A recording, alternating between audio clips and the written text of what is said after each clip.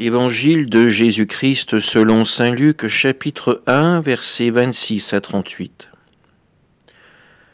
En ce temps-là, l'ange Gabriel fut envoyé par Dieu dans une ville de Galilée, appelée Nazareth, à une jeune fille vierge accordée en mariage à un homme de la maison de David, appelé Joseph.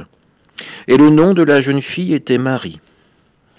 L'ange entra chez elle et dit : « Je te salue, comblée de grâce, le Seigneur est avec toi. » À cette parole, elle fut toute bouleversée, et elle se demandait ce que pouvait signifier cette salutation.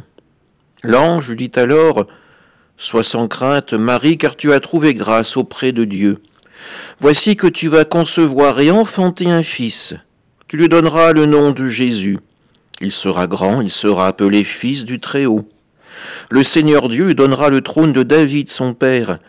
Il régnera pour toujours sur la maison de Jacob, et son règne n'aura pas de fin. » Marie dit à l'ange : « Comment cela va-t-il se faire, puisque je ne connais pas d'homme ? » L'ange lui répondit : « L'Esprit Saint viendra sur toi, et la puissance du Très-Haut te prendra sous son ombre. C'est pourquoi celui qui va naître sera saint. Il sera appelé Fils de Dieu. Or voici que dans sa vieillesse, Élisabeth, ta parente, a conçu elle aussi un fils, et en est à son 6e mois, alors qu'on l'appelait la femme stérile, car rien n'est impossible à Dieu.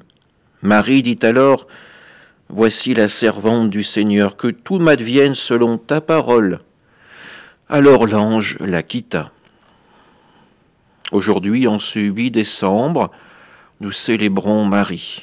Nous faisons mémoire de son oui, de cette confiance qu'elle a su donner au Seigneur pour devenir sa servante.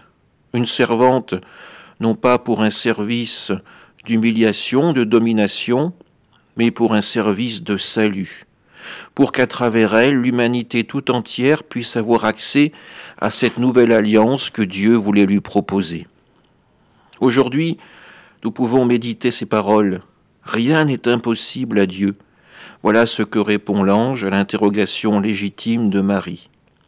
Bien souvent, nous mettons des si, des peut-être à l'action que Dieu pourrait entreprendre pour nous.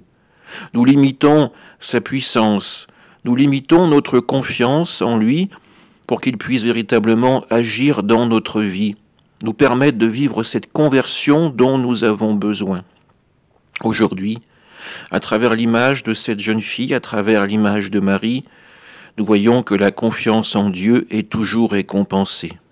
Alors, éloignons de nous le serpent, celui qui veut nous éloigner de Dieu, celui qui veut nous diviser, et donnons toute notre confiance au Seigneur, car à présent, nous le savons, rien n'est impossible à Dieu. Amen.